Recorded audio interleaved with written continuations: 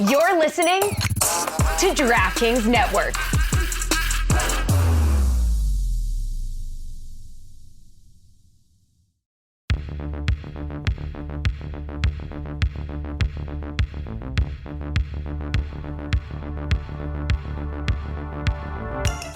God bless football, Billy Gill. God bless football, Mikey, eh? God bless football, Stugotz. Thank you, Mikey A. We need to next year, if we can, do a live, as the schedule is being unveiled, as it's being announced, we need to be live. We need to get live reactions from all of us doing that. No, Billy? Why? I don't know. I just think it'd be fun. I mean, it would be fun. Why not? Billy, we have a show called God Bless Football. I want to do a schedule release show. I don't know. I don't know. Bad idea? Nah, release watch. I mean, look, I'm excited. We get to talk about the schedule today because guess what, Stugotz? What? Before, we knew the who and we knew the where. Yeah. But we didn't know the when. Oh. And now we know all of the whens. We know the whens. We know the all whens. The whens. And some more wheres. We weren't sure of all the wheres. We knew a lot of the wheres, but not all the wheres. Now we know all the wheres, all the whens. So just so I'm clear, not the hows. We know all the who's, we know all the wheres, and we know all the whens now. Yeah. Wow. The what's in the hows are still up in the air, but we know the whens. Mm-hmm. Yep. Mel Kiper Jr. going to join us on this episode of God Bless Football. I'm looking forward to that. Mel outside of draft. It's a different kind of Mel. It's a looser, more relaxed type of Mel. And I am very much looking forward to that. Billy, I don't know what to do here. I looked over the Jets schedule, and this is why I want to do a live show. Okay. I can't find a lot of losses on that schedule, and I am nervous. I am not certain what to do with myself.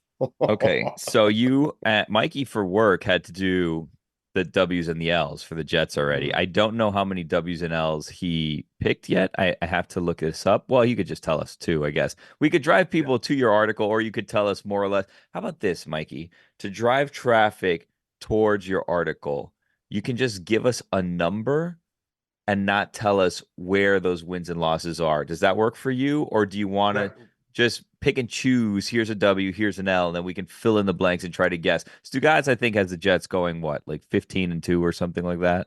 14-3. Of course. Of course. I mean, of course. Billy, they have all the tough games at home, and they have a lot of rookie quarterbacks on their schedule. I mean, they do. And Mikey knows it, and I know Mikey is just as excited as I am and probably gave them somewhere in the neighborhood of 12 to 13 wins. I know he did. I mean, I want to vomit. I know. Because when I was going through this and I was doing the wins and losses, I know. I literally tried to give all the 50-50 games against the Jets. Right. And I still wound up giving them 12 wins. Oh, wow. Wow. Wow. Wow. That's not 14. You feel good about that? No, it's not. You gave them some of those 50-50 games. Right. We'll take anywhere in that range, 12, 13, 14. We're good. We'll take it. I'm so sick. I know. So you guys also, the Jets, that is, when I say you guys, also lead the NFL, I think, in primetime games, correct? Yeah, we have 7 standalone games. The Jets. Yeah, but I think we had the same last year, Billy, and had that work out. It worked out with our quarterback tearing his Achilles 3 plays in. You got the, we talked about this last week where we were trying to figure it out. First game, road game in San Francisco. How are we feeling? That's a win. Oh, okay. I gave him a loss. I gave him a loss. Because you were trying to find losses. I know what you were doing. You were trying to find losses. Okay? No, I have a new strategy for that. I'm just going to ask you, since it will be a lot quicker. Stugotz, who are the 3 losses that you have this year for the Jets? Oh, I got to look at the schedule again. And listen, when I look at the schedule, every time I look at it, I might find one less loss and one more win for the Jets here. So I got to look at it, Billy. Give me a second, and I will have it for you. You have a big Thursday night football game on Halloween night against the Texans, I saw. How are you feeling about that one? Well, this is what I can tell you. At San Francisco, win. At Tennessee, win. Home against New England, win. Home against Denver, win. Home against Minnesota, which is in England, I believe, win. Home against Buffalo, that's a win. Their first loss is week 7 at Pittsburgh. That's the first loss I gave them. Mm-hmm. You didn't get them early enough. They win at New England. They lose to Houston at home. That's the other loss I gave them. losing to the Texans. They beat Arizona. They lose to the Colts. They beat Seattle. They lose at Miami. They win at Jacksonville. They beat the Rams. They win at Buffalo, and they win against the Dolphins. How about that? It seems as though Amazon or someone said something because Thursday Night Football, pretty good games this year. There's not a Yes. ton that are like, these are just clunkers of games like you've had in the past. Yeah. I've noticed that they stopped trying to make sure every team has a Thursday night game, and they basically just tried to make it the other primetime game because the Jets have 2 of them. Mm-hmm. Interesting. And the Panthers have none. Right. Billy, how'd you feel about the Dolphins schedule? I can't believe that we get this excited about the schedule. I mean, I can believe it because I love the NFL and I love the New York Jets, and it's great to know all the who's, all the whens, all the wheres, and now we know everything. But were you excited, Billy, about the Dolphins draft? The Dolphins schedule? Was I excited about the schedule? There's some cool games in there. You have a Monday Night Football revenge game against the Titans, which that was arguably the game that derailed the Dolphins season last year. So they have that game. They have that, I think, for one of the first Thursday Night Football games against the Bills, which is tough because it's at home and it takes away the home field advantage of the Heat early on in the season. Terrible. But yeah. They did luck out, in my opinion, getting the Bills in November instead of December. I mean, I think it's the first week of November they play the Bills, so they don't have like a late. It's still going to be snowing, probably miserable, but it's not going to be a late December game in Buffalo that they got to avoid. So, all in all, they start with the Jaguars. We'll see. This is a prove year for the Jaguars, I think. Not that anyone wants me to go, game by game, wins, losses. Yeah, but Trevor Lawrence, something to prove, I think.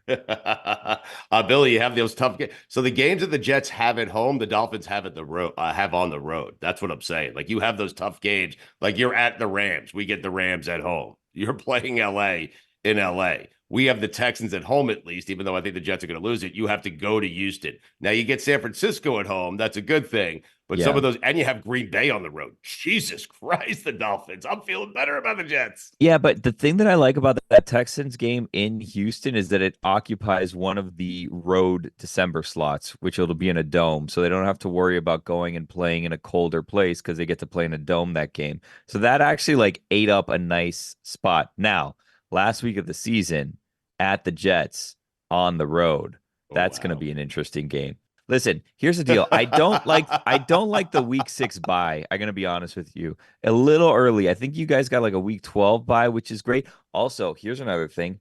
Netflix games. Oh, wow. Wednesday games on Netflix, Christmas Day. Wow. And I saw a bit of a typo on the NFL website where it seemed that they had the Kansas City Chiefs playing in 2 different cities the same day. They had them playing in Pittsburgh and in Houston. So someone made a mistake, or the Chiefs are up for a giant challenge because they're playing in 2 cities right after each other back to back on Netflix Christmas Day. I don't know why I just crossed my leg. That's the way. Well, because the schedules were released, and you're serious, Billy. Like this is an exciting time, but that's how you beat the Chiefs. You make them split up the squad. Split squad. Play 2 games at once. Split squad. Amazing. Mikey, you had a funny stat about the Chiefs before. Not a stat, a fact about the Chiefs before we went on air here. What was that again? The Chiefs were going to play on every day of the week this season except for Tuesday. Oh wow. They're going to play Wednesday, Thursday, Friday, Saturday, Sunday, and Monday. That's big. Now, I was listening and tell me what you guys think about this theory that was floated out there. I was listening to Dan Patrick, DP, and I haven't done it yet, but I guess someone has done it, and I'm going to look more into this to see if there's anything to this. But they were saying Chiefs are traveling to Buffalo same time that Taylor's tour is in Toronto. So I'm going to try to look and see if there's any correlation between the Chiefs schedule and Taylor Swift's travel schedule, because it seems as though at least that one stop, they may have moved things around and finagled some things to try to get Taylor to some more of these games this year. Right, because it's good. It's good it's good for the business of the NFL, whose business you didn't think could get any better before Taylor Swift. She made it better. She did. She made it better. Billy, if indeed the NFL did that, by the way, because you're right, they took the elements out of the Dolphin-Bills game early on. So if they, as kind of a repayment for that, the Bills not having to play during the day, second week of the season in Miami where it's 110 degrees, if they gave the Dolphins at the Bills in early November because of that, that's a good job by the NFL. Kind of equals things out. Billy, it's not nearly as cold in November, early I know November, that. as it is late December. It's crazy late December in Buffalo. I don't think that they did that to favor the Dolphins. I don't think that they I'm care giving him one too way or much another. credit. Yeah, I don't think. But that Taylor that's what they're Swift, doing. definitely, right? I'm just picturing Taylor in Buffalo at a tailgate before the game, table on fire, chugging a beer, jumping through it. Some manager somewhere's like, "What are you doing?" For some reason, Gordy's going to be there, obviously. Right. You have Gord hanging out with Taylor, jumping on tables? Yeah. So do I. Yeah. I love Gord. I do too. I miss him. So do I. Oh my God, the schedules are out. It feels like the season has started. I mean, no? I mean, they don't have. There's no Monday Night Football doubleheader this year, though. On the first week of the season, like we've had. Oh, we have a Week 4 doubleheader. Actually, take that back right away. We have a Monday night doubleheader Week 4, huh? Week 4 doubleheader. Monday night doubleheaders, Week 3 doubleheader. Yeah. Wow. Okay. What's the Week 3 doubleheader? Well, Week 7 doubleheader. Hold on, I spoke way too soon. I don't know why they're not doing Week 1, but we got 3 Monday Night Football doubleheaders. Week 3, we have Jaguars at Bills, and then we have Commanders at Bengals. Week 4, we have Titans at Dolphins, and then Seahawks at Lions. And then Week 7, we have Ravens at Buccaneers and Chargers at Cardinals. Wow. I'm gonna go to bed before that second game. I can miss that Chargers and Cardinals games. No, thank you. Well, now that Austin's not there anymore. Yeah, I have no reason to watch that game. We got the East Coast Commanders game, that first doubleheader, where that Billy, you'll be you can stay up for that. I mean, it's an East Coast start, right? I'll try my hardest. No I love that Austin plays at 1 now and not 4 for the most part. Yeah. Mikey A, what the hell are we doing? I have never been this high on the Jets ever in my entire life. This is the most excited I've been for a season since last season. Let's go to Mel Kiper Jr.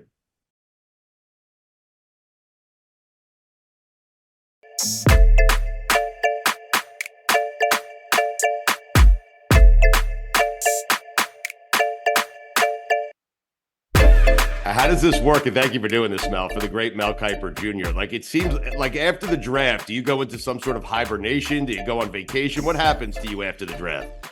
Well, you take a little break for a couple of weeks, and then you get back into looking at 2025 guys, and that's the thing. You know, it never ends. There's really not a break in the action, because as soon as you get to June, you're talking about the prospects for next year, putting up a rankings board, putting up a top 25 big board. And the only way you can do that is to study the players. You can't just throw names out there. You got to actually look at these guys, not just superficially, but under a microscope when you put your name on a board. So I've always looked at it that way. A couple weeks to regenerate, figure out all the reviews, get that, in the rear view mirror, because that's over and done with, and then move on to next year. And that's basically what you spend the whole summer doing.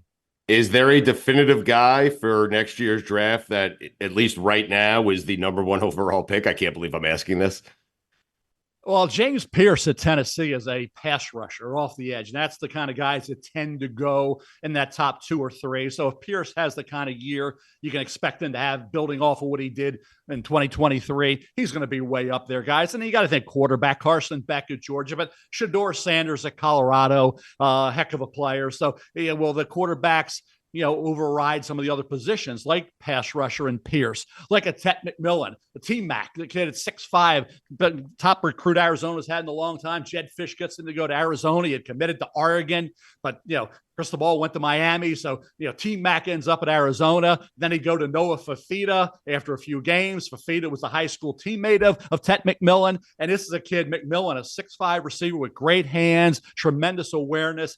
Luther Burden III is going to be a good wide receiver at Missouri, heck of a receiver, actually a great one potentially. But Tet McMillan, T-Mac, keep an eye on him at Arizona. Jed Fish moved on to Washington, but Arizona's got a special pass catch tandem there with Noah Fafita, who's like a Bryce Young type. You don't discount him because he's 5'11". Noah Fafita can throw the football with the best of them, and he's got the great receiver in McMillan to throw too, like I say, high school teammates as well. So a lot of good players, I think, at the top of the board. A couple offensive tackles, Kelvin Banks Jr. at Texas and Will Campbell at LSU are 2 good ones on the offensive line. Mel, you mentioned Shedeur Sanders, and you've been doing this long enough. How much of the stuff that he's doing on social media do you think is going to affect how he gets drafted? Hey, adapt or die, right? This is the new world. So, I mean, let's face it, guys. This is life in the big city now. Coming from a man with no phone. I mean, yeah, I mean, come on. You're gonna have announcements. You're gonna have all kind of social media. All your socials will be all over your jersey. Here, watch me here. Listen to me here. I'm gonna be on with Stugotz and Mikey A. Watch me here. 11 o'clock on Tuesday morning. I mean, listen to. You have to adapt to what's going on, and I think certain programs are now picking it up. Clemson didn't get into the portal. How'd that affect them? Not very well for Dabo Swinney. Not going into the portal affected that program. You got to do what everybody's doing. You got to find ways. Look at Ole Miss. Look what Lane Kiffin's doing down there. Look at the programs, how quickly you add 2 or 3 players in the portal, all of a sudden at the right positions, you can catapult your team, augment your recruiting, and all of a sudden you're a top 10 team. So again, you got to take advantage of what's out there right now. You're talking about paying the players. It's, hey, you want to leave? You want to go get a guy? And that's the shame of it, guys, that a program, a group of 5 develops players, finds players that nobody else wants. They develop them. And then the big guys say, oh, he's pretty good. We missed him. Let's go get him. That's the shame of it, that if you lose a guy because you didn't evaluate him properly, now you can make up for that mistake where before you couldn't. Now you can. And I don't like that aspect of it, but I think it certainly benefits the big time programs. They have the money, they have the resources. They see a guy that was a steal going to even a 1AA program. Let's go get him. And I credit a lot of these kids, guys, that stayed. A lot of those South Dakota State kids stayed out there with the Jackrabbits and did great things. So when you see that loyalty to a program, that these kids that feel like, okay, you didn't want me, but they did, I'm going to be loyal to them. I'm not going to go back to you who went with somebody else over me when I was coming out of high school or coming out of the JUCO ranks, wherever. I'm going to stay loyal to the program that invested in me, stayed with me, and believed in me when nobody else did. So I think NFL teams will look at that as well when you evaluate players on who was loyal and maybe who wasn't. Mel, sticking with Colorado and Shedeur Sanders and even Travis Hunter, you haven't, obviously, we don't know where teams are picking yet. You have a big board that you're going to put together. How much weight do you put on Dion saying my son and Travis are not going to play for certain teams when you go and you start picking out where it is that these guys are going to fall in the draft? We heard a little bit of that they started this year with Jaden Daniels saying, I want to be with the Raiders. And what did I say to that about him? I said, you don't dictate where you go, Jaden. You can call your shots. You can leave Arizona State and go to LSU. You can do whatever you want. But in the NFL, there's a way. There's a system that's in place. Now, you can try to, adapt to with the system and make the system adapt to you. John Elway worked the system very effectively, right? Getting to Denver from Baltimore. Eli Manning worked the system very effectively, going from the Chargers to the Giants. But they were teams picking up high enough to make that move. Jaden didn't have, and the Raiders didn't have that capability where they were picking. They weren't in that top group to say, okay, we'll do something a little different. We'll take this guy, and then you give us that guy. That wasn't going to happen. Jaden was going to be the second pick. The Raiders weren't picking in the top 10. They had no chance of getting Jaden Daniels. So Jaden couldn't work the system. He would have might have played for Antonio Pierce, but too bad. That's the life in the NFL. Okay. In terms of this whole Shedeur Sanders, Travis Hunter, package deal, whatever, who knows how Dion's going to try to work. But let's just play football first. Let's have a great year. Okay, let's win games. Let's put up numbers, stay healthy, protect your quarterback, which they could not do last year. Travis Hunter got hurt as well. So again, just stay healthy, improve your team. Let's worry about trying to get into a playoff now. A lot of teams are involved now. Everybody's got a shot. Colorado's got a lot of good players on this football team. So I get a little tired of hearing about the big time look aheads to where we're going to be. How about let's live in the moment? Let's worry about where we are, and where we are is going to determine where we will be. Yeah. Let's not worry about that. Put the cart before the horse. So you tell them, Mel. I'm sick and tired of all that nonsensical talk about we're going to do this, we're going to do that. I just say shut up and play football. How about that? Yes. Yep. So you're not blinking. Dion's not going to bully you into putting him higher up or putting him on a team that he wants him to be on. Hey, one thing I don't get is bully, guys. I mean, Stugotz, nobody, they've tried for 40-some years. Yes. Right? They've tried. It hadn't worked. So bullying doesn't work. No, they're not going to bully anybody. The NFL is going to do things their way. No, you're not going to step in. And now you can, like I said, John Elway did it. Eli Manning did it. But that was just a way it happened to work out where teams were picking high and the quarterback, and it all worked out perfectly for those two players. But in the long run, it's not going to happen in that way. Certainly package deals. I don't know how. And I say never say never to anything. I'll believe it. I don't. Yeah, just wait it out. Something crazy will probably happen. But for me, it's about evaluating players today, not worrying about late April of 2025. I think that's way too early in the process to start projecting that stuff. I'm still trying to figure out who can play and who can't play. And these boards, by the way, guys, that come out, and we do the best we can, is still going to be flawed because you got to play a season. Jaden Daniels wasn't on any of these boards last year. Jaden Daniels went from a 4th-round pick to the number 2 pick overall. So somebody's going to go way up. I mentioned Noah Fafita from Arizona because people will overlook him a bit because of his size, but he's got that Bryce Young type of talent. So again, somebody's going to come out of nowhere. That's the great part of this process. There are shockers. There are surprises every year. Mel, you ever have a moment, I don't know if earlier on in your career, mid-career, whatever, where you're walking down the street, maybe coming back from the grocery store or something, it's dark, and you just kind of look over your shoulder and you're like, oh, whoa, I ranked someone a little bit too low, and you're worried that you're being followed or anything? It never really crossed my mind till now. Thank you very much for that. I really appreciate that. Now I got more to worry about. I need bodyguards, right? No, I don't think. The opinion. Mel, I'm for hire. Yeah, I don't know. Maybe the bodyguard right there. About that. Yeah. I'll tell you what, it's crazy because up at ESPN, and you guys know, everybody that's worked at ESPN over the last 40 years hates me because I didn't have them rated high enough. So I get enough of that. That talk when I go. Wait a second. It doesn't matter who. The thing is, it doesn't even matter if you have them rated pretty good. It's never good enough. And if you had them rated too high, it's like you overrated me. You made me think I was better. You can't win with players. Former players are never going to be happy with where you had them. I'm sure there's some people that look at not only my ratings, but a lot of others. Todd's out there doing his. Todd McShay rankings. Daniel Jeremiah is doing his. Field Yates is doing his. Field did a great job with me this year at ESPN with his rankings. So, hey, I always say, you step into this forum, you step into this arena of evaluating players. I'm sure there's going to be guys out there to take exception to things we say, but no, does it bother you? Do you worry about it? No, you really can't worry about that type of thing. Billy has Mel looking over his shoulder now. But Mel, who at ESPN, by the way, this is fascinating. Who at ESPN over the course of time has been the most upset with you because of where you rank them coming into the draft? I'll tell you what, this is the big board of people that hate Kiper at ESPN, right? Number one by miles. He's not there anymore. He was there. Now he's in the NFL. It's Chris Spielman. Chris will tell you now I've heard this, and I've heard it's true that he had a picture of me on his wall in his bedroom. And when he would wake up at 3:00 in the morning, I'd look at that picture and he'd do 300 sit-ups, 300 push-ups. Now, I know, and I talked Tom Condon and represented him. He said, Tom was telling me about these stories. I'd be on the phone with Chris and he'd be screaming at Kiper, I hate that guy.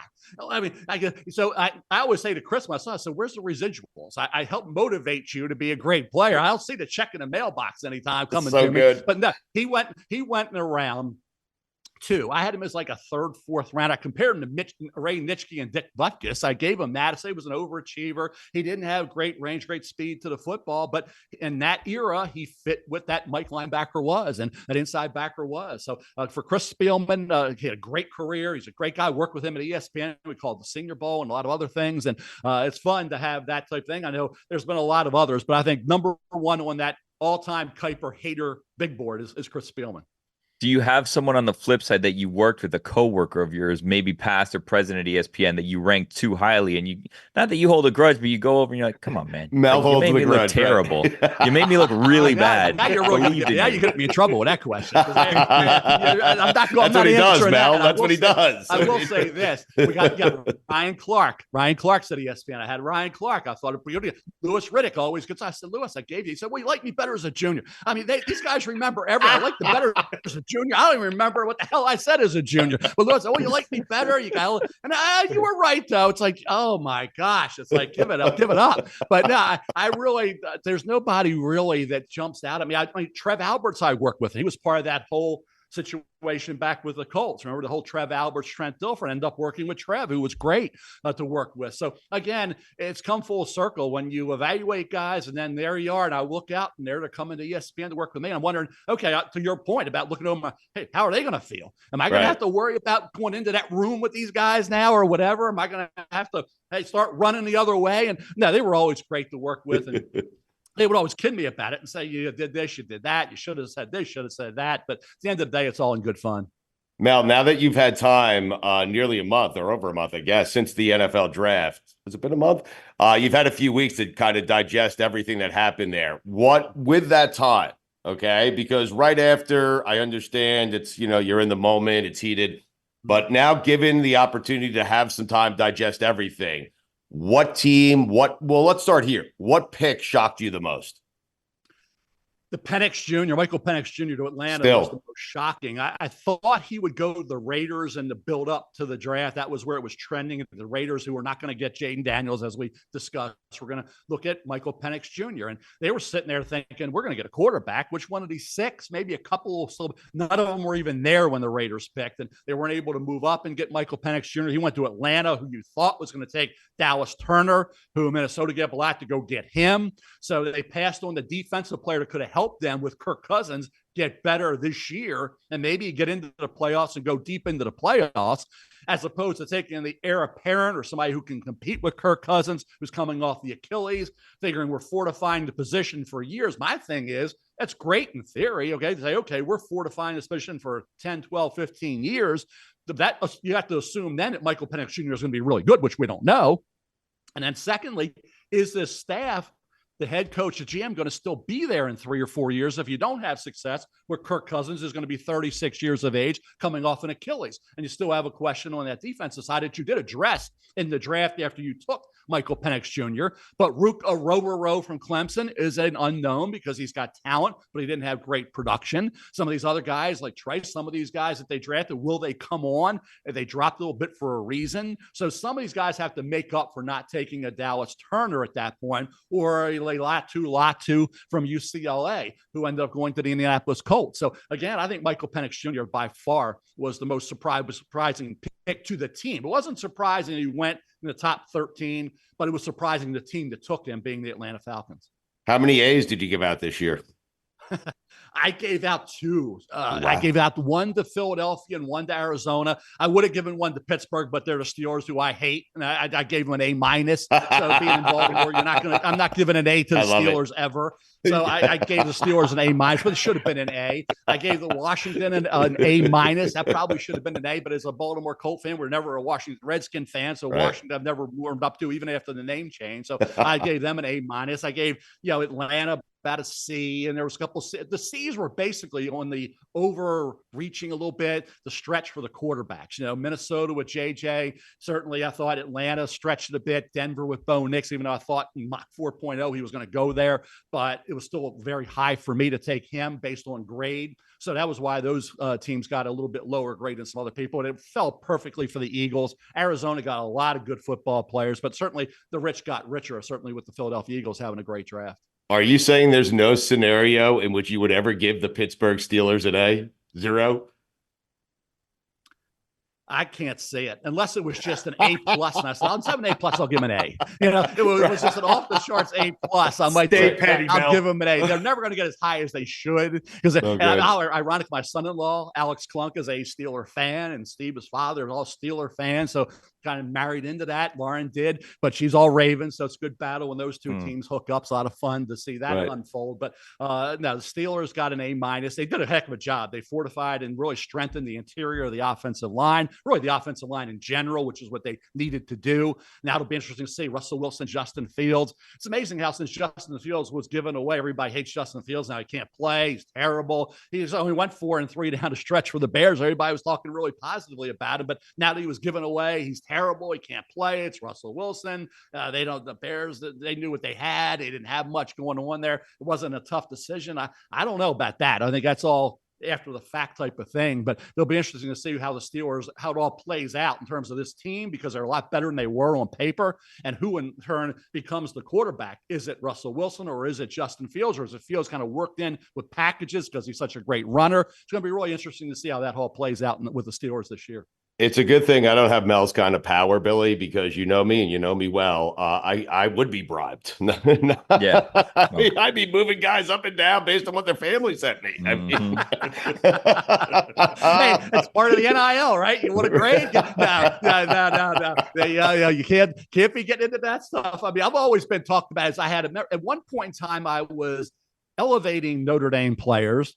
as a Polish Catholic here in Baltimore, I love Notre Dame, and I've always said I'm a big Notre Dame fan, right? So I was accused of elevating Notre Dame players. I remember Jimmy Clausen, that I did it because it's Notre Dame and the whole agent thing. It was never any of that. I just made a mistake on Jimmy Clausen. Right. I wasn't high on Rick Meyer. And I was accused of having a vendetta against Notre Dame players because I didn't have a high grade. So you're never going to have, that's why you can't worry about all that chatter from outside sources, because you're told one thing. One year I was raising players up because they were Notre Dame guys. And otherwise I was lower them down because I had a vendetta against Notre Dame. But none of it was true. I love Notre Dame, but it doesn't affect how I evaluate players. Sometimes I think I'm tougher on Notre Dame players. I watch the game so much. I'm watching it 6-7 times a week, and I'm going back over it, and I'm kind of overthinking it a bit. So sometimes I'm probably going to be maybe misevaluate, because they always say, what is it? Overanalysis causes paralysis. And with Notre Dame players, maybe I do too much of that. So I just throw it all out the window. You do what you do. And none of this nonsense you hear, it's a bunch of crap. None of it is true. Except the Steelers. You hate them. Yeah. That's a fact. Yeah. Hate's a strong word. I don't like. I'm not a fan. Like we go to Right. Steelers game, it's Steelers. It's a rivalry. It's like if you ask an Auburn, Alabama, they ever going to love that Auburn? No.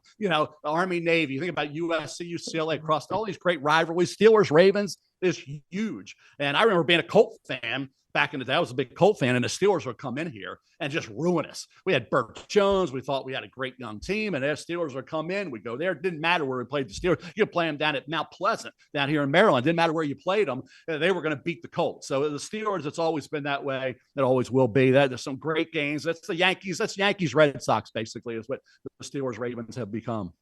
No doubt. I want to make Billy your understudy, Mel. You're not going to do this forever. Someone needs to replace you at some point. I hope you do it for a long, long time. But I think Billy he loves football. Yeah. He cannot be bought. I think he would be the perfect understudy. I can be bought. What you got to do is you got to send me a scouting report on Billy so I can evaluate him. Give me some tape. Let me go back and try to figure out where he would rank on the Kiper heir apparent big board. How's that? The heir apparent big board. I got to have a top 5 there. But I got to have some video. I got to have something to base this on, not just guys hyping you up. Not just guys hype you up because they're friends of yours, Billy. I want to see what you're really made of. So I need a little tape to evaluate and have that heir apparent Kiper big board coming up maybe another year or two. I got to be honest. It sounds like you do a lot of work, but sailing on a Thursday sounds nice. Oh, yeah. I don't sail. I boat. And and I'm not. Oh, wow. Kim You offended him. Alex, my son-in-law, they're the captains of this boat. It's a center console. It's not a sailboat. I've been on a sailboat. I enjoy it, but I'm not about to even fool around with that stuff. But as a captain, as a boater, I like to get on a boat, sit down, relax, have an orange crush, and just enjoy the scenery, and that's it. And then just come back to the port, get off, and say goodbye. So I'm not into all the boating aspects of it. I like being on it. I like getting on it and then getting off of it and leaving all the other work to somebody else. Deck shoes, no shoes. What do we do? Flip-flops. That's All right. That's it. What else is there, right? But flip-flops. Flip-flops. They say another flip-flop fatality. I guess you shouldn't be wearing them on a boat. Sometimes they go a little slick and whatever. Yes. And some of the shoes I've worn on boats, Kim will tell you. Sometimes I do a little crazy with dress shoes and different things. I come off something I'll be doing for ESPN. I'll hop on, so I don't change the shoes, and sometimes it gets a little slick, and you end up having a little injury because of that. But no, flip-flops are my choice for most of the boating endeavors. You strike me as someone who's never worn Crocs. Wait, hold on. Stop. And let's just pause for a second. Let Billy go Billy's question first. Mikey A has a very good question after that. Go ahead, Billy. Sorry. You strike me as someone who's never worn Crocs on a boat or anywhere ever. That's a crock of something. Okay. That's what I say. Whoa, that's how you do it. Wow. That's why he's the best ever. That's a crock right there. So I have. Yeah. All right. Mikey A. Question. Mikey A. What's the name of the boat? Is it Big Boards? Is it Screw Chris Spielman? What's the name of the boat? Oh wow! Now, it should the boat be Big we Board. had prior to this was Miss Molly, because it was from North Carolina. We bought it. It was a used boat. It was called Miss Molly. Okay. So we sold that. Now we have a center console. It doesn't have a name. Alex, my son-in-law, wanted to name it the Perfect Draft. And that's what he thought would be a good name. It doesn't have a name right now. Maybe it will. Well, right now it's nameless. Okay. It's a Key West, but it's nameless. Okay. Todd. That's a great name. That could be 3 or 4 Todds. I'm not sure. Is it Todd, or is it just Todd? But yeah, that could be a possibility as well. That's hey, a top 5 big board of boat names for Kiper's boat. Can we come up with some Todd makes sense as well. I love what you're doing on social media because you're doing different kind of big boards, and I think that's a lot of fun. And so we would like to come up with a few for you. Yeah, we got it all going. Yeah. Right. Yeah. Okay. So next time we have you on next week, next time we have you on, we want to come up with some big boards for you, if that's okay. Is that fair? I love the big board. The big board of everything. There's not enough big boards out there. That's the fun part. Big board of big boards. I am going to do this. I am going to have an Orange Crush. That's the only drink. I'm not a drinker, but I do love Orange Crush. Yes, and I love that was actually born in Ocean City, Maryland. Okay, right. Harborside and Ocean City was the original Orange Crush. And there are some places around that have them by name only, but they don't taste like what an Orange Crush should. Agreed. There are some that are phenomenal. Okay, phenomenal. Crab cake's the same way. You say if you leave the Maryland, D.C. area, don't get a crab cake. Sometimes it looks more like a potato pancake than a crab cake. So you got to be careful where you get it. Don't say Maryland crab cake certain places because I've gotten them and they're not Maryland crab cake. So we're going to do that as well this summer. So crab cake big board, Orange Crush big board, Kiper boat name big boards, the all-time hater big board for ESPN employees. Oh my God. Keep them coming. Mel replacement big boards. No, I was going to ask him about that because I imagine he only has 2 names up there right now. Billy will be the 3rd, but I imagine it's McShay or Field Yates, right? Like those are the 2 names up there. I come up with more. I mean, we need at least 5. Billy. You can't have a big board out 5. So 3 doesn't work. All 3, right. 4, you got to get to 5. So we got McShay, Field Yates, we got Billy.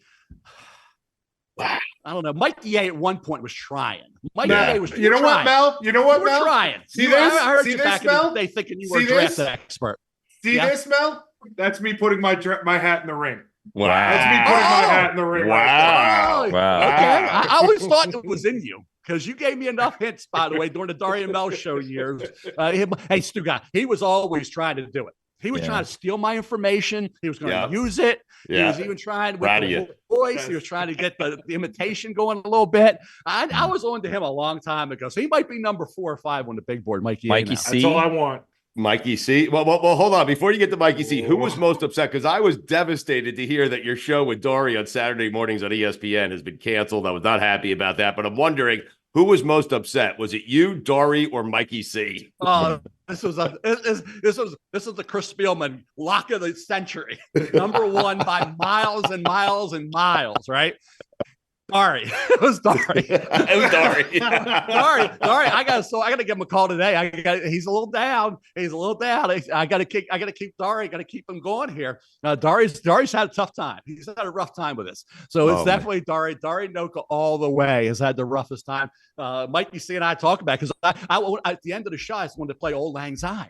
So Mikey says to me, no, that might be a little much. Just enough with Take Me Home Country Roads playing for the final. We used to have remember the 1 foot on the patio segment, Mikey? Mm-hmm. Remember that? The last segment of the show was always my 1 foot on the patio segment. So then we changed. I said, let's play Take Me Home Country Roads for going into the final segment. So we had that play, and I said, we'll play Old Lang Syne. He said, so even Mikey C says, no, that could be a little much. Dari's really having a tough time with this. So I said, I didn't know. I really had no clue, but I realized he is. Here we are 2-3 weeks, a couple weeks later.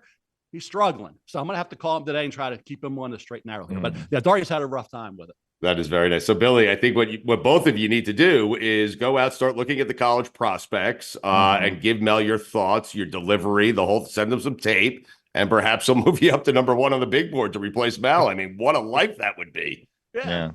A check in the mail wouldn't hurt. Oh, he can be bought. Never does. I can be bought on that one. That's Never what I does. can be bought on. Oh, that's so good. Mel, we'll get you out of here. I've been helping you get a job. You're getting a job there. So I that's one. Hey, a little NIL. Finder's fee. I love it. You get some of your backers, maybe get some of your supporters to throw a little my way, and it might help you a little bit. Did you miss Todd? I know you said Field did a great job, and we love Fields. We're friends with Fields. Incidentally, Mikey C is the only person on ESPN I can't get on this goddamn show. It's weird. But did you miss having Todd there? Did you miss? Because we spoke to Todd before and after the draft, and I know he missed being a part of it. I'll say this: Field is incredible. I mean, the work he's done is. I mean, talk about catching up. He always was there because he was part of the First Draft podcast with Todd and I for years, and he had always done that. He's been so he stepped. It was seamless for Field to step right in, and he was actually starting to challenge. I said, Field, just let it go. You got something you want to throw at me? Do whatever you got to do. But Field is the All-American guy. I mean, nicest guy. We have Blakely coming in late July, our first grandchild, right? He has this blanket made up with Blakely's name. He gives it to me at the draft. That's Field. I mean, there's not a nicer guy in the world than Field Yates. Now, Todd, on the other hand, he gets me going. I mean, I'll say this, guys. Nobody in my history has ever pushed the buttons and can get me from being in a great mood to being ready to just punch the screen. Okay. More than McShay can. So Todd, he has a way, that knack that only he has of just getting me from going, like I say, from a great mood to just fired up at the word, just not happy and just ready to say, you got to be kidding. And I've never said some things I shouldn't say on the air. I've come close with Todd. When we've had arguments, I've come close to just losing it. And forgetting where I was, forgetting I was on national TV or national radio or a podcast. There were times I was ready to say some things I probably would have regretted. So yeah, Todd has, like I say, he's always had that knack that nobody else in my 46 years of doing this has had, of getting me to a level of rage that nobody's ever been able to do. If that's the element, Mel, that you're missing, I promise you, Billy will eclipse Todd McShay very, very quickly. Okay. The things you didn't say on national TV, you will say them with Billy's next to you. I promise you. I think with Billy, I will go way over the top because I can see it. I think he's got it. Billy, I can see those eyes, Billy. Oh, yeah. Get those glasses off. I see those eyes. Get those glasses off. Got to see your eyes. There you go. Oh. McShay's got a challenger. I think McShay might have a challenger here. So now you're scaring me. Okay. Now you're scaring me. Now, it went from being ready to go at you to being, hey, I don't know about this guy. This guy's a little dangerous. You would tear his head off, Mel. I mean, but that head would be smiling. Day, baby, not now. His disembodied head would still be smiling, though, because he got under your skin. It's so good. Mel, do you get excited for anything outside of the draft? Meaning, like, are you excited when the schedule comes out like we are? No. Because the schedule to me, I wouldn't say overhyped over. To me, it's about the games that you don't expect to be big turn out to be teams you don't expect to be great turn out to be. Everybody was fired up at the Jets last year, how'd that go? So when Aaron got hurt, that's what, fourth play of the season. So you never know. Things can unravel quickly. The NFL is about going from worst to first. Some of the teams you expect to be great aren't. So sometimes you think teams are going to be battling for the first draft pick, like the Houston Texans, and they're in the playoffs, winning a playoff game against the Cleveland Browns. So I look at the schedule and say, yeah, it's nice to see certain matchups. So sometimes they never materialize like you hope, especially when you look at games in November, December. So I like to let the season play out, because I love surprises and I love disappointments. That's what makes the NFL great, because we always have them. So I'm not really big into worrying about what the schedule looks like. All right, we'll let you go. We appreciate it. When you talk to Dari, by the way, tell him listen, Dari and Mel every week right here on God Bless Football if you want it. Okay, I'm just telling you right now. Hey, I'll tell you, if you that invitation's out there, I think Dari is ready to go. He does not want Dari and Mel to go away. Okay. Well, we have a home for you. It's right here. Okay. And that no. Okay. All right, your home is right here. I just can't get Mikey C, so we'll just have to be you and Dari. Okay. You never know. Hey, so to check Mikey C's way, you never know. I have. Trust me. Anyway, thank you. Mel, we appreciate it as always. Enjoy your off season. It's a long off season. Yeah, don't bother me during the summer. If I get a Mikey A email again, I'm gonna hit delete or whatever the hell you hit on that daggone computer when you see an email you don't want to look at. So if I see, hey Mel man, I'll say, hey Mel man, you call me in September. Okay. But they can send you tape. They can September 1st. Right? I'll see you September 1st. There's a song called "See You in September." I'll see you in September. That's what I always said. When we got to the end of the draft, guys, I always said, my song playing right now is not "Take Me Home Country Roads." It's "See You in September." Leave me alone during the summer, okay? Okay, we promise we will, but we can send you tape, right? Audition tape, correct? That's fair? No, leave him alone. I love that stuff. Oh, yeah. No, Billy, it will sit in the inbox. I'll open it in September. Crank it up with some good stuff, man. Billy better crank it up because there's some challengers coming. Once this big board possibility is out there, it's not just going to be Billy. There's going to be a lot of other guys. Well, I'm going to put that up on. I mean, my gosh, I've got a million followers. Got a million. Oh, Jesus. Hey, I'm telling you. This is what I'm doing. I'm hiding from Billy. I tell you, I'm running. He's coming for all your stuff, Mel. Billy. Yeah. Billy. I got another list I'm going to put you on. Not that. I'm going to put you on another list for you, not the list. Oh, my God. Wow. All right, Mel. We appreciate it. We promise you we will not bother you until September. But thank you for your time, man. You're the best. If Mikey A wants me to come on next week, I'll come on next week. But I'll talk to you September 1st. Why don't you talk to Dari, okay, and see if you and Dari want to come on together, and maybe perhaps in September we'll make it a weekly thing. But if Dari's coming on, I'll come on anytime during the summer. So anytime you get Dari, I'll be here with him. Okay, perfect. Because I think he needs that assistance. He needs to get reinvigorated. He needs to get that energy back. And I think if we come on together in another week or two, it might be a good thing for him. So I would definitely do that. So if you can get Dari, I'll be here with him. All right, perfect. Enjoy your orange crush and crab cakes and whatever it is you're doing. By the way, Field Yates also a big boater, except he is a captain. It's a yacht, you know. I know he's always there. I'm still waiting to get on. There's certain yachts I'm still waiting to get on, but I don't get the invite. So again, I can tell you this, guys. I've never been on a cruise in my life. And I've never been on a yacht. I've been on boats, but I can never say I've been on a yacht. So Batard's never invited me. So I know Batard's got a yacht somewhere. Oh, he does. But let me tell you something. No one loves cruises more than Billy. Billy will take you on a cruise. That's how you guys on one bond, tomorrow. Okay? Hey, he's going on one tomorrow. On the side of that cruise ship. I can tell you that. No, Billy. I'm not getting on a cruise ship with you, pal. No. I'll do podcasts with you. That's it. I'm not getting in the same room with Billy. Okay. No. Billy is his nemesis already. It's crazy. Scared the hell out of me, this guy. Are you kidding me? All right, we appreciate it. Enjoy your time off, sir. Enjoy your weekend, and thank you for doing this, man. Thanks, guys. Appreciate it, man. See you. Okay.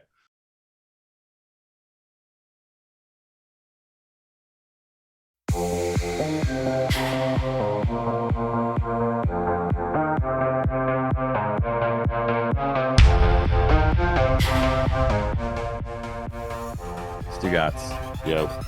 Mikey. Yo. Sad news for you guys. Last year, you guys were really pushing to be the Black Friday team and start a new tradition as Jets fans and as the Jets, where you would be the team that plays every Black Friday. And this year, you were not scheduled on Black Friday. The Chiefs, as Mikey pointed out earlier, play every single day of the week, and that is they're going to be their Friday game this season. Do you feel bad about this? Do you feel sad that you're not the Black Friday team this year? I think our chances of being the Black Friday team every year went out the window when they returned a Hail Mary for a touchdown that game. So the Fail Mary moment. Yes, Javon Holland. Yes. Yeah, I'm going to say that we made our own bed with that. Yeah. Javon Holland won everybody a bunch of 98-inch TVs that day. He did. Yes, yeah. did. I'm okay. It got him an invite on God Bless Football, so it did. Win-win. Yeah, he was on with us the next day, I believe. I'm okay. The Jets have plenty of primetime games. I don't need them playing on Black Friday. I'm good with it. Plus, I have them at 14-3. So what do I care? The Dolphins play on Thanksgiving night. They're the night game. They're in Green Bay. I got to be honest with you. Don't love that. Yeah, that's the forgotten game on Thanksgiving. Way too late. It's going to be cold there. Like, you're tired. So tired. Right? I don't want to stay up and watch that game. Now I have to. It's going to feel like work. And it's a really good game. I mean, Dolphins at Packers is a really Green Bay at game. Night. No, but I'm with Billy on this. Like, I don't like to be. I'm not thrilled about being inconvenienced. Like, I don't like the Jets opening weekend of the year having to play on Monday night. I have to wait the entire weekend to see my football team play. I don't like that at all. You know? Yeah. It's tough. Mel Kiper Jr. How great is Mel? How great is Mel? He's the best. I can't wait for Billy to be sitting there on draft day with him. I think he told me after that in July. I think he told me after I have the face of a killer, which was not exactly a compliment. Well, you're on the big board of faces of killers. Yeah. I wouldn't say I mean, you were popping open your eyes in a way. You look like a killer. I mean, he was scared. Look at you. To be You're clear, doing- I'm not. Right. We know. Billy Kill. Something a killer would say. That's true, I guess. Maybe I shouldn't have said that. I think Billy, Mikey, hey, I know you want this badly. You threw your hat into the ring. I think Billy can agitate. And if Mel is missing being agitated by Todd McShay, then Billy is the guy. You When know? So then when Billy Mike- should replace McShay, not Mel. Yeah, when Mikey threw his hat in Yeah. the ring, I was going to remove myself for consideration because I don't want to go up against Mikey on that. No, but I like where Mikey's headed. Mikey has thrown his hat in the ring to be Mel, and I think, Mikey, you are right. Billy needs to throw his hat in the ring to be Todd McShay. That's what he needs to, yes. Because that's what Mel misses. He misses being agitated by McShay. Weird I don't know clarification that by he said he him, missed it. but that he's never been on or that he's been on a sailboat, but his boat is not a sailboat. Like he was very quick to get in and say, I was not sailing, I was boating. I'm boating. Yeah. Okay. He was agitated with you. Yeah. You offended him, man. That one wasn't even on purpose. He was dressed like he was sailing. Yeah, Yeah. he was. Yeah. Well, I mean, he lives in Baltimore. Yeah. I'm just saying that's how they dress there in Baltimore. Billy, give us a Dolphin prediction. What's the record? Quickly here. Oh God. I know you hate doing this. It's 11-6. 11-6. It's a wild card, huh? Yeah. I'll take it, I guess. Jets win the division. I hate myself. God bless football.